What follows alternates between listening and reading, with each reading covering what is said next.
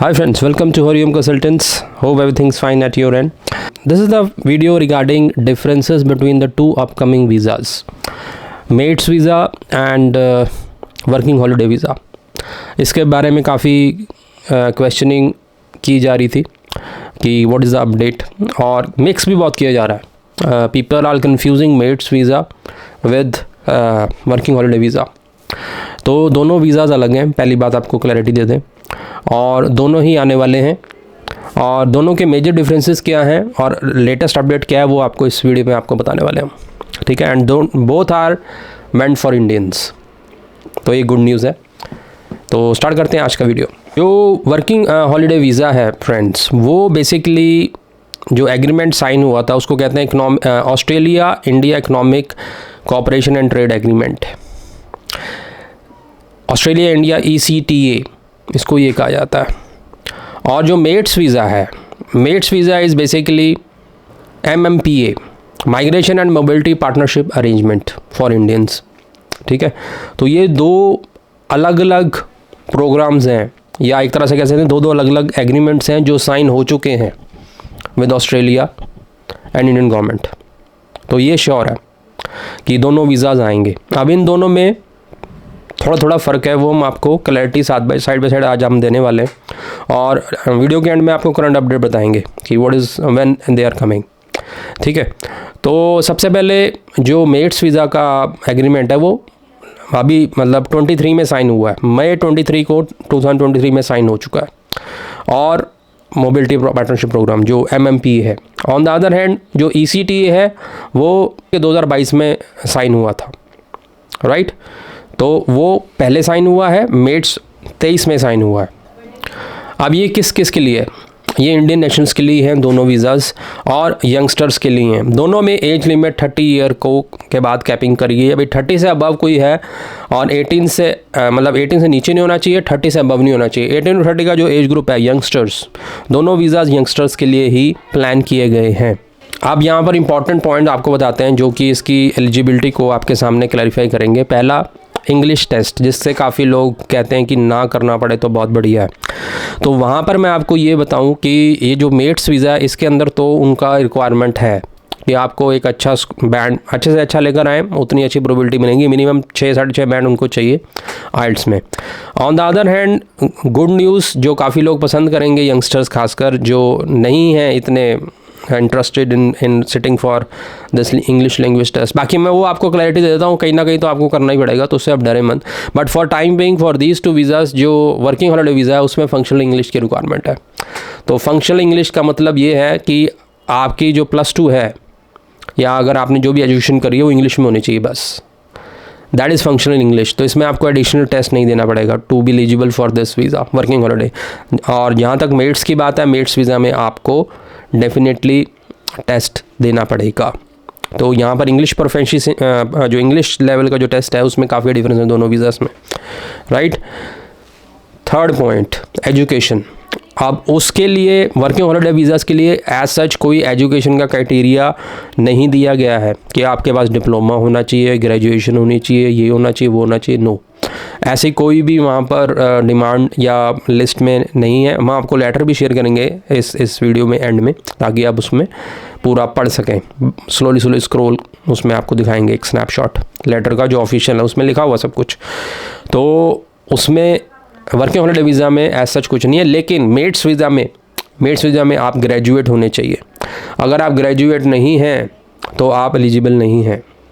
तो इससे धीरे धीरे क्या पता लग रहा है, मेट्स वीज़ा की जो रिक्वायरमेंट्स हैं थोड़ी ज़्यादा हैं कंपैरेटिवली वर्किंग हॉलीडे वीज़ा के. ठीक है, तो अगला पॉइंट ये है, जो वर्किंग हॉलीडे वीज़ा है उसमें जो रिक्वायरमेंट होगी कि हमें इस फील्ड में बंदे चाहिए, उसकी एज सच कोई उन्होंने रिवील नहीं किया है कि हम पहले साल में इसका रिक्वायरमेंट मांगेंगे, नेक्स्ट ईयर में ऐसा होगा. ऐसा कुछ भी उस तरफ नहीं है लिखा हुआ. ऑल आर वेलकम अभी तक तो, राइट। लेकिन मेट्स वीज़ा के लिए उन्होंने हमने आपको पहले भी बताया था कुछ फील्ड्स डिसाइड कर दी हैं जो अभी भी हमारे पास नॉलेज में है।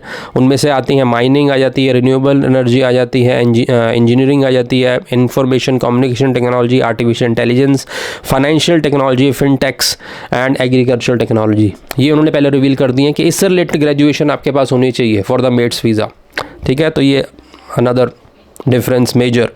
अब इसमें अगला आता है डिपेंडेंट्स का, कि आप अपने साथ अपनी स्पाउस को या अपने डिपेंडेंट्स को ले जा सकते हैं या नहीं। तो इसमें मेट्स का एज है, मतलब एक मेट्स में एडवांटेज है, मेट्स में अलाउड है। मेट्स में अपने स्पाउस के साथ इसको फाइल कर सकते हैं और उनको साथ में एज ए डिपेंडेंट ले जा सकते हैं, right. On the other hand जो वर्किंग हॉलिडे वीज़ा होगा उसमें नॉट अलाउड, उसमें आपको सिंगल ही अप्लाई करना है। तो ये ड्रॉबैक उस साइड है और इस साइड ये एडवांटेज है मेट्स में, ठीक है। अब एक और आगे वैलिडिटी, कितना देर के लिए मिलेगा वीज़ा, वो भी एक इम्पॉर्टेंट पॉइंट होता है, जो कि मेट्स वीज़ा में 2 साल का आपको वीज़ा मिलना है डायरेक्टली। उसके बाद उसमें कोई कंडीशन नहीं आएगी नो फर्दर स्टे की। इसके बाद आप आगे एक्सटेंड कर सकते हैं PR एंड और बहुत ऑप्शंस खुल जाएंगे। On the other hand working holiday visa 1 साल के लिए मिलेगा, 12 मंथ्स, और उसमें भी चांसेस होंगे, उसमें भी कोई ऐसी कंडीशन नहीं आएगी, बट उसमें कुछ उन्होंने क्राइटेरिया जैसे अभी तक जो दूसरी कंट्रीज़ के लिए है कि वर्किंग हॉलिडे वीज़ा 1 लेने के बाद वर्किंग हॉलिडे वीज़ा 2 लेना पड़ेगा, 2 के बाद 3, ऐसा स्ट्रेटजी चलती है and then you can go for other visas. तो वैसे ही शायद उसमें इंडिया के लिए भी आएगा। तो अगेन इसमें मेट्स में एडवांटेज है कि अगर आपका मेट्स मिल गया तो आपकी गाड़ी एकदम डायरेक्ट चल पड़ेगी till PR and then citizenship, right. Another important difference number of places, जो नंबर ऑफ वैकेंसीज या नंबर ऑफ कैपिंग नंबर कितना है दोनों वीज़ास में, उसमें भी मेजर डिफरेंस है। मेट्स वीज़ा में अगेन एडवांटेज है, इसमें 3000 every year they are going to give the visas, और ये पायलट प्रोग्राम अभी शुरू होगा और ये आगे बढ़ता जाएगा। तो ये ऐसा लिखा हुआ है अभी, मतलब पायलट प्रोग्राम में ही, मतलब पायलट का मतलब होता है जो स्टार्ट करते हैं वो देखते हैं, चेक करते हैं कैसा रिस्पांस आता है। तो पायलट में ही उन्होंने 3000 स्लॉट्स रखे हैं कि 3000 वीज़े उन्होंने देने हैं, और उसके बाद ये बढ़ेगा नंबर। वर्किंग हॉलिडे वीज़ा में 1000 है वो नंबर, कम है। सो अगेन मेट्स में ये थोड़ा डिफरेंस है, एज है। और तो ये these are the major differences between these 2 visas. कुछ पॉइंट्स में working holiday visa is lenient और काफ़ी लोग उसमें एलिजिबल हो जाएंगे, और इस तरफ अगर मेट्स वीज़ा की बात की जाए तो ये ज़्यादा प्रॉमिसिंग लग रहा है, क्योंकि ये अगर आपको मिल गया तो इसमें आप फैमिली को भी ले जा सकते हैं, ड्यूरेशन भी आपका अच्छा मिल जाएगा। नंबर 3 इसमें आपको एक्सटेंशन का भी डायरेक्ट, उसके बाद PR का चांस भी काफ़ी अच्छा खुल जाएगा। और ये थोड़ा हाईली स्पेसिफिक लग रहा है, तो इसमें ज़्यादा रश भी नहीं होने वाला, क्योंकि उन्होंने पहले फील्ड्स बता दी हैं। हालांकि वर्किंग हॉलिडे वीज़ा में भी उस हिसाब से जब वो अपना क्राइटेरिया अनाउंस करेंगे कि हमें ऐसे बंदे चाहिए, उसमें भी काफ़ी जो होगा मतलब प्रोफाइल्स सॉर्ट हो जाएंगी कि जिनके पास वो टैलेंट है या वो एक्सपीरियंस है उन्हीं को दिया जाएगा। So that will help. But overall देखा जाए तो MATES visa is more promising as compare to working holiday visa. तो दोनों के अलग अलग एस्पेक्ट्स हैं आप, और अगर आप इन दोनों वीज़ास में फ़ाइल करना चाहते हैं तो जुड़े रहें हमारे साथ, और जैसे ही ये स्टार्ट होंगे will start the process of filing and you can book a slot for discussion with us.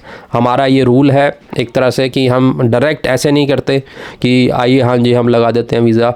No, we will first discuss your case, चाहे आपका विजिटर वीज़ा है, चाहे आपका स्टडी वीज़ा है, any visa you want to apply, we first discuss the case, और उसमें आपको probability client को क्लियर की जाती है कि इतना चांस आपका आने का है और ये करने से इतना बढ़ जाएगा, और उसके बाद ही हम फाइलिंग करते हैं, राइट। सो ये नंबर आपके सामने फ्लैश हो रहे हैं, तो यू कैन हैव इट। तो ये तो रह गए एज ग्रुप्स के लिए, यंगस्टर्स के लिए वीज़ाज़ हैं। बाकी लोगों के लिए visitor visa is the best choice, जो हम हमेशा बताते आ रहे हैं। तो उसको कैसे लेना है, book a slot and have discussion with me. Zoom meeting online होती है, कहीं से भी हम थ्रू आउट वर्ल्ड मीटिंग्स करते हैं। And if you want to meet us in person हमारे ऑफिस में, then again just WhatsApp on this number, type hello and you will get the detail how to book appointment with me. Hope आपको अच्छा लगा video, like share subscribe ज़रूर करें।